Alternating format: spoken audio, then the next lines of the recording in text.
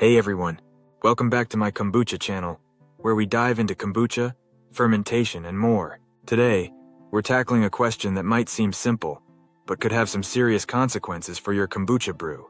What happens if you use vinegar in your kombucha? Vinegar might seem like a good idea at first.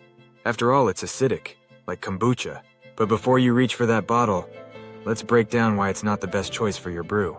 First, let's talk about what kombucha is.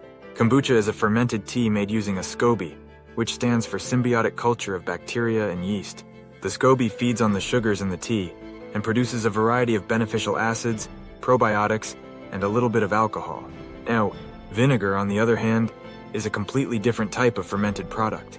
It's made by fermenting alcohol into acetic acid, usually through a process involving a different group of bacteria, known as Acetobacter. So while both kombucha and vinegar are acidic and fermented, they're made in very different ways. And here's where things get tricky. Let's say you decide to add some vinegar to your kombucha brew. Maybe you're thinking it'll speed up the fermentation or give it an extra tangy kick. But here's the problem. Vinegar can actually harm the delicate balance of your kombucha culture. Vinegar is highly acidic, more so than kombucha, and it can disrupt the natural fermentation process. The Acetobacter in vinegar can overwhelm the yeast and bacteria in your SCOBY, leading to an imbalance in your brew. This can prevent the kombucha from fermenting properly, making it flat, overly sour, or even unsafe to drink. Even worse, introducing vinegar to your kombucha can increase the risk of contamination.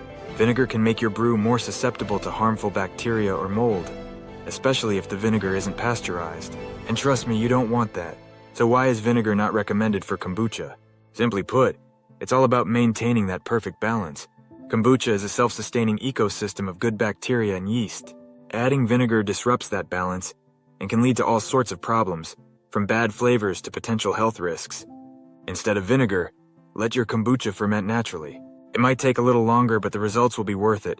A healthier, tastier brew that's safe to drink. Have you ever wondered why your SCOBY didn't grow or grow very slow?